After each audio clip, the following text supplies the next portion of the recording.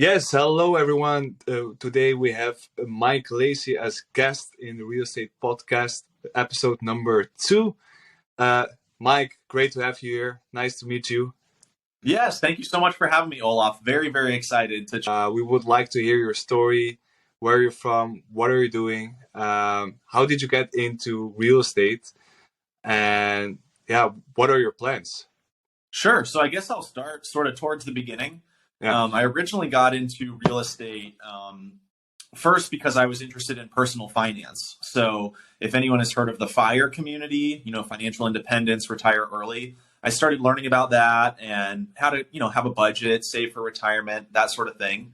And as I was, learning about that and consuming content in that area, I eventually stumbled upon real estate investing. And at the time, I didn't own my own home. I was a renter. Even like buying a house was a big idea to me. But when I heard about people like owning properties and investing and becoming landlords, it really opened up my mind. So eventually, I bought a duplex. I was house hacking. I lived in one side, rented out the other. It was a great deal, kind of got me started, and I immediately fell in love. Like the first time my tenants walked next door and knocked on the door and handed me over $1,000 in cash, I was like, that's the easiest money I've ever made. I want more of that. So, I fell in love with real estate. Didn't have the cash to like go buy the next one right away. So I was looking for a career change. And so that's when I also decided to become a full-time real estate agent. And so that was about 3 years ago and just been building ever since. So I help people buy and sell as sort of my day job. And then I also am building a portfolio of rental properties in addition to that. Awesome. So a real estate agent and investor at the same time, and you started out as a homeowner, but as you did house hacking, you saw what real estate could do, and then you formed into full-time through being a real estate agent. Yes. Just before COVID. Yes. Exciting times. So what did you do before? And what was that moment that you thought like, hey, now I have to go full-time into real estate? Yeah, so before that, I was coaching debate programs. So I don't know if this is a thing in Europe. It might be more like parliamentary debate. I know that's a style that we have that's similar to like British Parliament. But we have competitive debate here that's done through schools. And I was a competitor in high school, and then I got a scholarship to do it in college. So it was a really big activity for me growing up. And when I graduated university, as you might say, I became a teacher doing those programs. So it's not like I was a traditional teacher. I mean, I was teaching grades 4 through 11, so a pretty wide range of ages. But I was doing that for about 7 years. I bought that first duplex in the summer of 2019. And that's when I was like starting to think about transitioning careers. Mm-hmm. So I started the licensing process in about August, a couple months later. And then by December, I had gotten my license. I had let the owner of the company I was working with, I let her know a few months in advance because it was a pretty small, operation. I wanted to help her like find someone to replace me and all that. So there was probably about a 3-month transition period. Mm-hmm. But I wanted to do it full time. A lot of real estate agents are part-time. I wanted to jump in, 2 feet head first, like right into it. And so January of 2020, I made the full switch. I was full-time as a real estate agent. And as some people may or may not know, maybe you had a similar experience. It is a little bit hard to get your business going as a real estate agent. It takes some time to network with people and build a, book of clients. And so those first few months, I was, making phone calls and having lunches and coffees and doing open houses and all the things we do to find clients. And right as I started to line up my first few houses to sell, COVID hit. And the world was ending and no one wanted to move. No one wanted to buy. No one wanted to sell. Everyone wanted to stay put. And so it was kind of tough that a few months in, right as I started to get momentum, I was like kind of back to square one and rebuilding. Wow. But that says a lot about you that, a lot of people at that moment, they were like, you know what, real estate is not for me. Life as an agent is tough. And that you went through it and kept on going. And that's what brought you here. And with any business, the first 6 till 9 or up to a year, it's very in the building stage, and especially as a real estate agent, talking to clients, building those relationships, getting the network. takes a lot of time. And if someone wants to buy a house, it's a very big decision.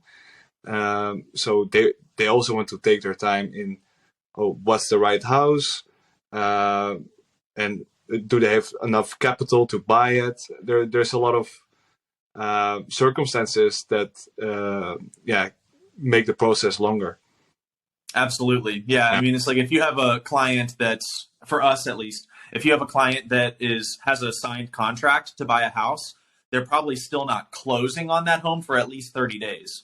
So it's like, it takes time to find the clients, and then it takes time to find the right house or help sell their house, and then it takes time to close. So, and here we're 100% commission. There's no salaries. Yeah. So there was a period there where I wasn't making any money. And that was another huge benefit of the house hack, is because I pretty much had my mortgage covered. My expenses were really low at the time. So it did work out, pursuing the investment route while also becoming an agent. Definitely. Yeah, for me, I had the same. So I started with a house hack. So I bought an apartment in the neighborhood of Amsterdam. And it was a 2-bedroom apartment, and it just rented out another room for 600-700 euros. But it would basically cover most of my mortgage. So that's how I started out, just doing house hacking. I saw in Bigger Pockets how things worked, and I was like, oh, let me apply that over here. And when I moved to Spain, I rented out that same apartment, and it would cover most of my expenses in Spain. So similar story. Yeah, I still think it's the best way to get started. There's a lot of people that are like wanting to get started in real estate, and I think sometimes they overcomplicate it because they'll hear about, this one guy that's 19 years old and bought a 80-unit apartment complex. And it's like, okay, those stories are out there. But for every one of those, there's 1,000 people that started a lot more simply, whether that's a condo where they rent out a room, or a house where they rent out, 3 rooms, or the basement. Yeah. I mean, house hacking is just such a straightforward way to get your foot in the door and to start making money in real estate. And I highly recommend it. Definitely. One of the strategy they say is house hack every year. So buy your primary residence, doing house hacking, and then move and use that other house as an investment property.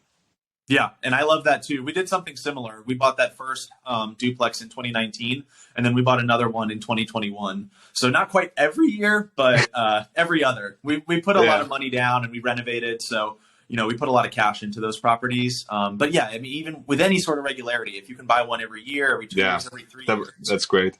Yeah. And you started as an agent, real estate agent. For which company are you working? Could you tell us a bit more? You work for yourself, or you work for a company? Yeah, so the way it works in the US at least is every agent has to have their license with a broker. So you can't be completely independent on your own. You're still sort of responsible for finding your own clients and everything. But I started with Keller Williams, which is the largest brokerage in the US. They're very big on recruiting and training. They have great training for agents that are starting out. One thing that's funny here, I don't know if it's similar for you, but when you get your license, they don't really teach you much about how to be an agent. They teach you all the laws that you can't break, but they don't tell you how to fill out a contract. They don't tell you how to find clients. They don't tell you how to negotiate. Like, there's very few skills that you're actually taught. So they just let you swim. Yeah, exactly. They're like, here's a pool. Go jump in there and try not to die. So here, starting out, one of the best things you can do is join a team. So I joined a team with a team leader who had been in the business for 15 years. So she was helping teach me every day. I was giving up more of the commissions that I was earning in order to get that, but it was the best investment I could have. So I did that for about 2.5 years. And then I've recently switched brokerages to Atlanta Fine Homes, Sotheby's International Realty.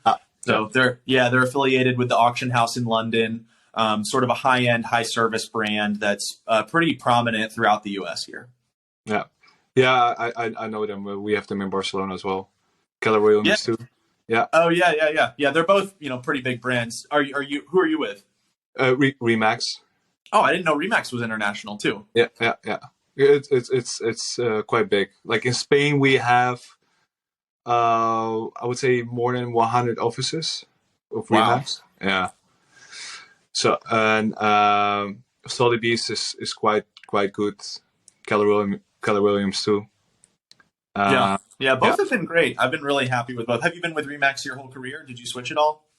Yeah, so I've been with Remax whole my career. But, I mean, my career is not as long as yours, so I'm still on the beginner stage. But yeah, I mean, Remax, it's a I think it's a good to have that brand, and you have the team around you that can teach you, know the insights of the market, um, instead of like trying to do everything yourself and start your own company. So in Spain, actually, like you can just start your own real estate company. Mm. It's less regulated. Of course, if you have degrees and certificates, that's better, but it's not necessary as as in the United States. So Interesting. that's the, So do yeah. you, is there a license required? Like, is there a real estate No, agent? there's no realtor license required. So I would say that makes the industry standard also lower. So because anyone can be an agent, and they don't need to have real estate knowledge. They just show the house and yeah, try to sell it. Yeah, I mean, it's honestly not that different here. We still say the same thing that, the barriers to entry are very low. I mean, for Yeah, us in Georgia, every state is different, but in Georgia, you take a 75-hour course. yeah, So, I mean, you can complete that in like 2 or 3 weeks. There's a little bit of licensing and regulation, but it's still not much. yeah. And so you work now in Atlanta and, as an agent for Sotheby's, and you're working with investors or residential buyers, or it's just a mix. It's about 50-50. Yeah, Yeah, I would say it's about 50-50. I have a good amount of out-of-state investors. I have clients that I've never met in person that, I'm their eyes on the ground and helping them locate good opportunities to invest in Atlanta, especially if they're in a high cost of living city. So I've helped people in San Francisco, California, New York City, Seattle. These are very expensive markets. yeah. And Atlanta is more of a medium market. It's like it's not super cheap either, but like the rents are pretty good. The prices are somewhat reasonable. So it's a good area to invest. Good But for then I've cash flow. also, yeah, you get some cash flow and some appreciation. It's sort of a hybrid market.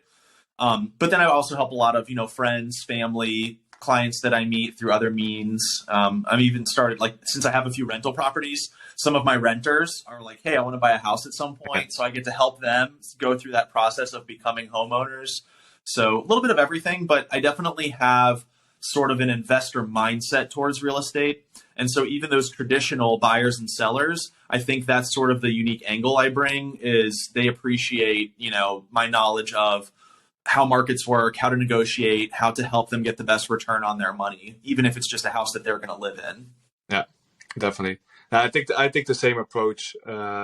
Think like act like an investor and help the client to get a good deal and get a good ROI. Yeah. I mean, Yeah. like you said, for a lot of people, a home is the largest asset that they're going to own. So, while we're not financial advisors, I think you need to know a little bit about how you can help people make a good decision as Mhm. far as the money goes. Definitely. And how do you see the market going? Because it's been shaky recently. Yeah, I was just about to do a Facebook Live on this, so I'll give you a sneak preview. But the Atlanta market right now is funky. So there's a few things happening that are very interesting and don't make sense, but it's kind of where we are. So for us, rates have been the biggest challenge. Interest rates have come up a lot in the past year. And even just in the past week or two, they went up from about 5% to around 6%. I would say 5.5 to 6.5, but they basically went up a full percentage point, which is a Wow. huge swing. Yeah. Typically, historically, you don't see swings that large in such a short amount of time. So that's been a challenge. However, real estate is very seasonal for us. And so during the spring and summer, the market really picks up. And here in Atlanta, we typically have an early spring market. I don't totally know why, but things start to pick up around this time, around February. So just in the past few weeks, we've seen higher rates, and yet we've also seen more bidding wars. Mm. Agents are telling me, and I'm even seeing a few myself, where we're getting back into multiple offer situations where buyers are having to compete with each other in order to get the home. And so it's been interesting. It doesn't make sense. You would think that with higher Yeah. rates, there'd be less competition, but I think we still just have very low inventories. A lot of people are moving to Atlanta, and it's still a competitive market. I think that's the thing because a lot of people have low rates. They're locked in. So they don't want to move because if they move, they double their expenses, and that's a big reason. So there's less people that want to sell, because if they sell that, and they want to get another property, just with the interest rates, they're doubling or maybe tripling. Absolutely. I'm seeing a lot of people, I've even worked with a few clients that were thinking about selling. And when they realized they couldn't get the same prices that they might have seen 6 months ago, they said, all right, I'll just rent it out and go buy my next property. So I think there's people that are even almost becoming like accidental landlords, or kind of just ending up becoming landlords. And that provides a challenge to the market, because again, that decreases the amount of inventory. Yeah. So buyers right now are a bit squeezed. So I don't know, is it similar where you are? Are you seeing similar trends, or what's different? In Spain, we have a lot of inventory. I would say have at the moment 18,000 houses on the market. So that's quite a lot. It's a standard to offer below market value. Mm. Yeah. So how much below? Like, give me an example of a deal maybe you saw or you negotiated. Like, I'm just curious, what are some rough numbers? Like, what does the average house cost in Barcelona, and what could a buyer reasonably expect to pay for it in today's market? Yeah, so in Barcelona, you have a lot of fragmented areas. So in one area, the average square meter price could be 3,000 euros per square meter. Another area is 4,400. So it really depends, of course, where in the city. But the average is between 4,000 to 4,500 euros per square meter. Those are listing prices, but actually the buying prices, I would say it's normal to get at least 5 up to 10% under market, under the listing price, so under market value. And how high the price range, how more you can get off the property. Yeah. Interesting. Yeah, that's definitely more than you can get here in Atlanta. I literally had someone asking me this morning if we should go look at a house that costs $550,000, hoping to get it for 500. So that's about a 10% discount. And I had to say, like, to be honest, that's very unrealistic. Unless the house has been on the market for like 60 days or more, it's just not realistic to expect that sort of discount here. Yeah, so like some houses are on the market for like 6 months. 3 to 6 months is normal, actually, or some houses are even more than a year, depending on the area you are in Spain.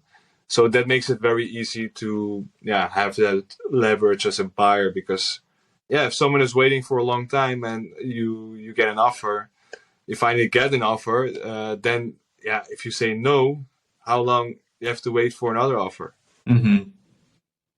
And of course, it depends on the area. If you go in the hot areas, the best areas in the city center, there's more turnover. But there are a lot of houses on the market for more than 3 months. Mm-hmm. Mm-hmm. Interesting.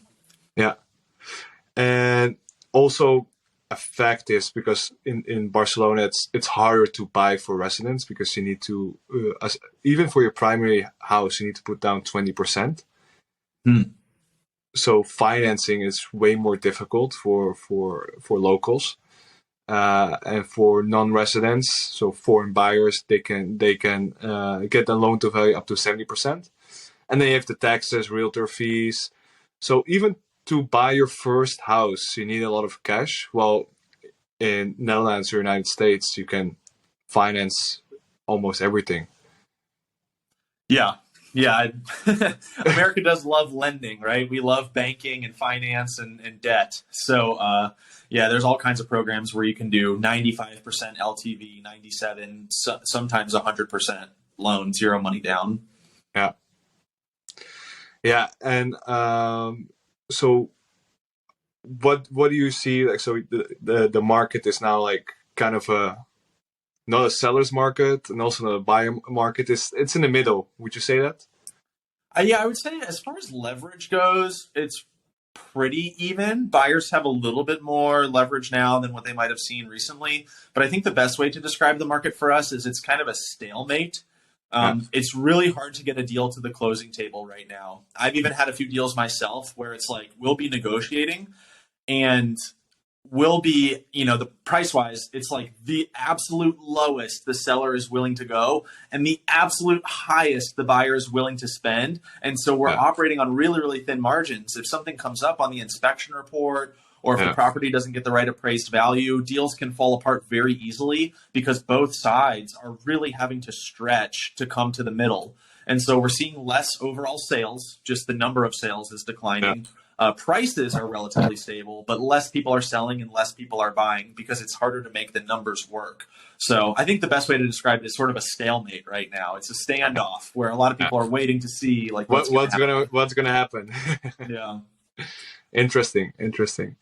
Okay, and I see you use a lot of social media to get your leads, to get new clients. Yeah. So I just think, social media is such a great way to, to meet people and reach people these days.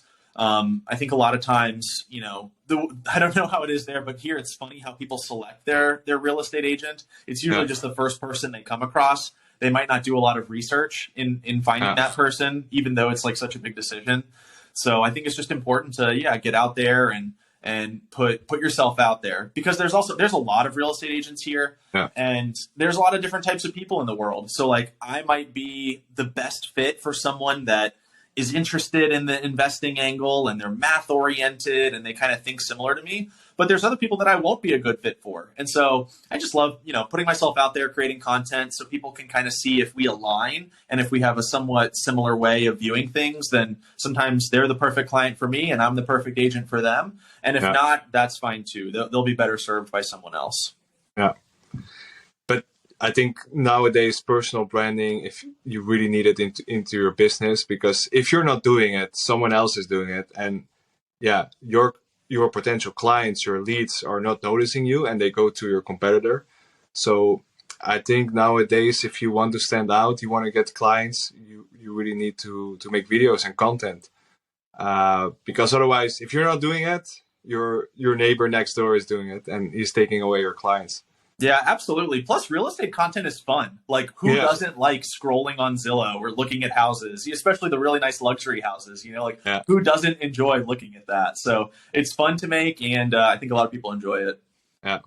I mean, that's how we got in touch also through the Facebook group from Ryan Pineda. It's a great way to network too. Yeah, it's not always just about clients, but just your networking with agents in other areas, networking with contractors, lenders, all of that. Yeah. And do you have any international investors, or mainly? There was one person that had reached out to our team a while back from Israel that was wanting to invest. You can do it here. It is pretty complicated, just how like money flows. My understanding is like you have to wire that money to the US well in advance of buying a property, like maybe 2-3 months. So there are ways to do it, but when I've talked to people that are interested, the steps that they would have to take were pretty unappealing to them. Like they didn't want to have their money just sitting in a US bank account for 3 months in order to buy something. So I've never helped someone close on a property here, but obviously there's people that are doing it. Yeah, I've heard you have to. It's easier if you set up an LLC. Transfer the money there, have it, like set up a company. I've heard that's easier because I'm not an expert, but that's what I've heard. Yeah, I'm also not 100% sure on it. Like with most things in real estate, there's probably different ways to do it. But there's a couple hoops you got to jump through, but it can be done. Is it pretty common in Spain and Barcelona? Yeah, we have a lot of foreign buyers actually. They make up most of the market. So a lot of international buyers from that. All my clients actually I specialize in foreign buyers. I help Dutch people, American clients, Canadian, Eastern Europe, Chinese as well. So it's very international. We also have a golden visa program. So when you put 500,000 euros down, you're eligible for a residence permit. So a lot of non-EU residents, they want to like wealthy individuals. They buy a house in Spain for let's say 500,000 or 1 million, and they can bring their family and get a residence permit, and they can enter the whole EU. Interesting. Yeah. So it's like they're kind of investing in the property, but also getting these other benefits of having a visa and Yes. residency. Yeah. So they call it golden visa. Kind Yeah. of pay your way in. Yeah. But that and of course the nice weather, the low entry, the properties are very cheap. You have in Barcelona, in the city center, prices of 200 to 300,000 euros for a 2 to 3 bedroom apartment. Mm-hmm. Yeah, and that for a major European city, it's quite cheap. Yeah. No, it seems like a good price. I don't know the rest of Europe, but just compared to Atlanta prices, pretty similar. I mean, Atlanta, I actually am helping someone buy a condo right now for 375,000, so pretty similar price, Yeah. right in in Midtown in like the best location. Wow, nice. And how do you combine your life as a real estate agent and investor? And Well, what are yeah. your future plans? That's a great question. Future plans is definitely to keep building a portfolio. So we have 2 duplexes right now. They're fully renovated. We have a lot of equity in them. So I think the next play is going to be to refinance those and pull some of the equity back out so that we can start recycling it into future deals. It's obviously a harder market to do that right now because we'd be getting expensive financing Yeah. on the refinance and expensive financing on the purchase. So, it's kind of double, it hurts doubly in that sense. But I want to keep growing a portfolio. I want to get to a point where, I'm financially independent and can choose to work, and just keep growing the real estate agent business. I do like helping people, and I don't think that'll ever go away. I'll keep my license and, maybe not work as hard to get as many clients as I can and do as many deals as I can, but just sort of get to choose who I work with. So that's the big picture plan long term. Awesome. So you own 2 duplexes right now. Yeah. And do you want to get into short-term rental, multifamily, or just stay with the duplex? I would stay with it because we have a really good, proven model that has performed great for us. The problem is we just can't get the same deal that we got even 2 years ago. So we can't really replicate what we've done. I'm not a big fan of short-term rental. I think it's overhyped, and especially now there's more regulations coming down. People are having higher vacancy rates. I heard recently that there's about 1.3 million listings on Airbnb, and 800,000 of those started within the past 2 years. So the supply of short-term rentals has just exploded in a way that has not been good for the owners.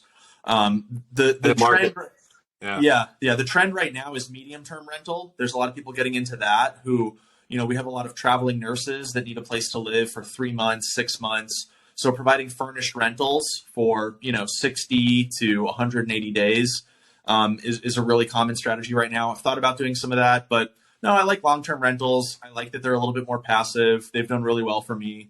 I do think that right now in Atlanta, there's more opportunity opening up with flipping homes. There's just people are scared to do it right now. And I'm seeing opportunities where there's money to be made. So I've done renovations on my rental properties, but I haven't done like a flip. So I don't know. I'm thinking about maybe doing my first flip this year. Awesome. And you're going to make some lowball offers out there. Yeah, I guess so. Especially if I'm a cash buyer, that again, we'll see how that works and what sort of liquidity I can get. But yeah, I mean, if I'm a cash buyer, then got to buy right? I mean, that's half the battle when you're flipping a house. Yeah. To get back to you about the medium-term rentals in Barcelona, that's a very big thing. So we offer because if you want to do short-term, you need a short-term rental license. And those, they don't give new ones, so you need to buy a property that already has a license.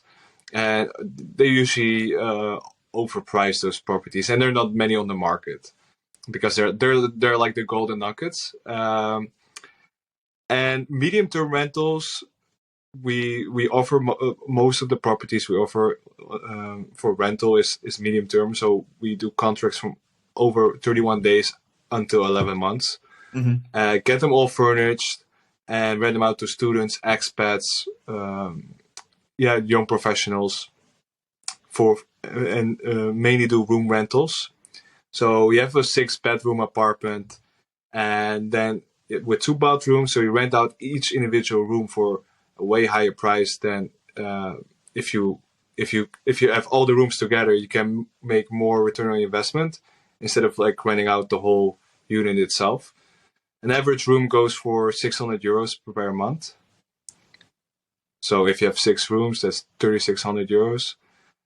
So that's a bit the trend we see here.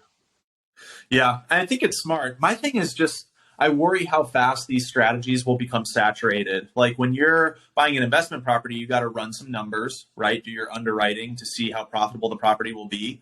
And if you do Airbnb, let's say, for the first year and you make good money, but then all of a sudden the market is saturated, what are you going to do for the next 29 years? You know, I like to have a really long time horizon on the properties that I buy, because that's the whole thing, is I want it to snowball and let that compound effect really kick in. So, I mean, you can always pivot, right? Like if you furnish a property for short-term rental, that's the same as medium-term rental. So you can always change your strategy. But that's just kind of my philosophy on it. I know people that are doing really well with short and medium-term rentals too. Yeah. I mean, with the medium-term rental, if you have an 11-month contract, it's basically the same kind of as a long-term rental, but you just need to have more of a turnover of tenants.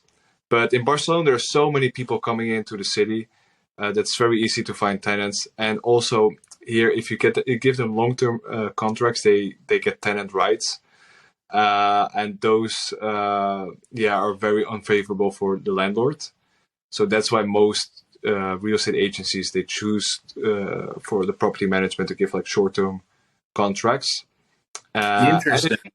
And people that come to study master, they just come for 1 year, and if you have then you give them an 11-month contract. If they want to extend, then just move them to another property, because it's a room. It's not that difficult to change them to another room if the property is in good condition. Mm-hmm. Yeah, maybe you can even just swap too. Move. So do like a double swap. Yeah, that's what great. are some of those tenant rights that that landlords are trying to avoid? So if you have if you give them a long-term contract, it's basically valid for 5 years. Yeah, and it's very difficult to evict someone. It's a long process, so you don't want to get stuck into that. Because if someone doesn't pay the bills, then it can take up to 6 to 9 months until you evict someone. So that's one of the things you want to avoid.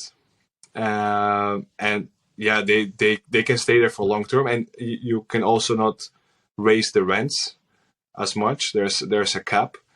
So if you it was on pace of inflation, and they reduced that to a certain amount because inflation was getting out of control. So yeah, you cannot really if you're stuck with someone for 5 years and you cannot raise the rents much, and if he doesn't pay, and you have to evict them, and that's like a 9-month process. Yeah, that's very unfavorable for a landlord. So you don't want to take that risk unless you have a very good relationship with a tenant, and he's a good he's a good tenant. Then you can do that. But in general, if your target group is like students, expats, you just don't want to take that risk. Yeah, I think a lot of people don't realize until you are a landlord just how expensive those things can be. I mean, if a landlord is making like a few $100s of profit per month, okay, that's something. But then if they have to go 6 months without getting paid, like they're losing money now, And so I don't know. I think people sometimes don't realize, just how hard that can be for landlords to deal with.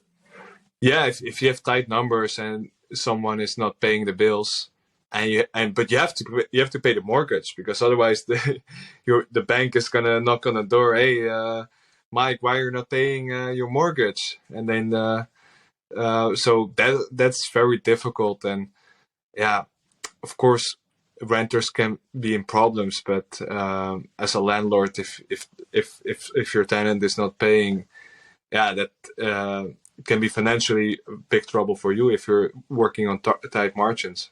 Mm-hmm. Yeah, absolutely. Yeah. Awesome. So I had some questions for you. I wanted to deep dive into one of your deals. Now, you mentioned you own two duplexes, so you can choose which deal you want. My first question: what kind of object it is? Now, it's a duplex. And how did you do the financing? So I guess I'll do my first deal, which worked out better than I could have ever expected. So the numbers might be hard to repeat, but sure. So how did I finance it? I got a conventional loan, which here in the U.S. I put 20% down, and then got a conventional loan for the remaining amount. Okay. And where did you find the deal? I found it on the MLS, which, through a real estate agent. It was put up for sale. It actually had been under contract, and then that first buyer fell out, and the seller was making a few repairs to it. So they had kind of paused the listing. And I said, you know what, I'll buy it sight unseen, because here we still have an inspection period that allows us to get out if there's any serious issues. So I was pretty nervous to do this at the time. But I went ahead and made an offer before I even saw it in person. Wow. And how much did you buy for it? And did you negotiate? Yeah, we negotiated a little bit at each stage. So we negotiated a little bit up front, and then we negotiated a little bit more after the inspection. And then the appraisal actually came in a little bit low, so we negotiated then too. So the final sales price was $230,000. Okay. And what did you do with the property in the end? Yeah, so my mortgage payment was like $1,300 a month. I moved into one side. It was a 2-bedroom, 2-bath, 2-2 on one side, and a 3-2 on the other. I didn't need that much space, so I moved into the 2-2. Could get a little more rent from the other side, and it was renting for about $1,150. So, that rent almost covered the whole mortgage. I was almost living for free. So I just kind of left it like that for about a year. I did minor touch-ups to my side before moving in. I did a little bit of new carpet. I painted it, with the help of my girlfriend at the time, now fiance. Not Congrats. We're still together. Thank you. So she was helping me out, and we just did some minor stuff. And then about 2 years in, we decided, there was a lot of deferred maintenance on the property. That other tenant had moved out at this point. And so we really put a lot of money into it, a lot of time and effort renovating it to get the rents up. So we renovated our side a little bit more, and then we did a pretty sizable renovation on the other side with all new flooring, new kitchen, new bathrooms. A lot of work went into it. And now, we don't live there anymore. And so the total rent on that right now is about $3,200 a month, and my mortgage is still $1,300. So we profit almost $2,000 a month on that one. Wow. That sounds like it's an amazing deal. Yeah, and like I said, the market during those years was, prices were going up 25% a year. Yeah. Rents were going up 20% a year. So some of that was luck, but some of it was also that, we renovated it. We try to. Of course, you bought it in a good time, but yes, yeah, you used the good principles. You did a house hack, and you renovated the place, made it look better. And now it's like a great rental property. Yeah. And so now, we have a ton of equity there. We're just deciding, do we just want to keep that cash flow and not touch it? Or should we almost turn it into a burr and pull our money back out so that we can buy another deal? Either way will be great. I'm sure it's a win-win. Yeah, definitely. Yeah. It's looking at the rates, if it makes sense or not to, and how much can you get with the other property that you're going to buy, if it's good to refinance or not. Exactly. Yeah, we have a 4.3% rate on that house. So I'm almost tempted to just leave that forever, never touch it. Just let it be that first house that, is like our golden child. Awesome. Okay, I have a few last questions. What's your favorite real estate book? Favorite real estate book?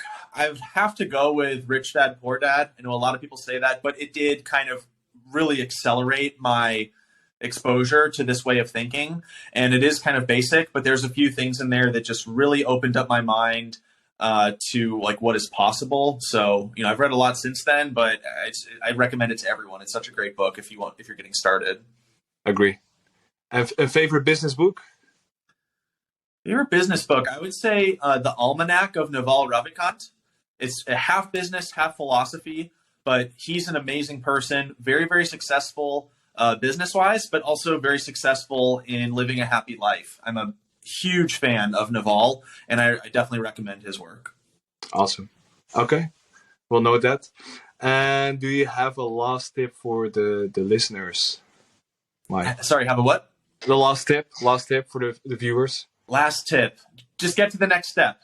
Sometimes we overcomplicate our goals and where we're going. It's fun to think long-term, and you should think long-term, but the only way to get there is one step at a time. So just figure out like, what's that next step that I can take, and don't let fear get in the way. I had a lot of fear in all these things. I had fear making an offer sight unseen. I had fear buying my first property. I remember freaking out when the appraisal came in low and thinking like, oh my gosh, I'm overpaying. What a bad investor I am, right? I'm overpaying for this house.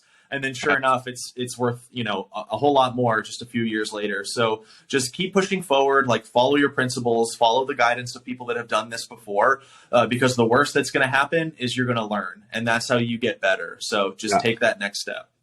Yeah, I agree. Okay, awesome. Thank you, Mike. Thanks a lot for joining the podcast today. Where can people find you? Yeah, definitely. First of all, thank you so much for having me. I really enjoyed the conversation. I can tell we're like-minded, and if I ever am looking in Barcelona myself or have someone, I'll be sure to recommend you. If people want to get in touch with me, I'm on TikTok and Instagram at Real Mike Lacy. So you can find me on there. I have a website with Sotheby's. Pretty easy to find on any of those platforms. Awesome. Okay, I'll put it in the description so people can find you on Instagram, TikTok. Thanks a lot, Mike, again, and until next time.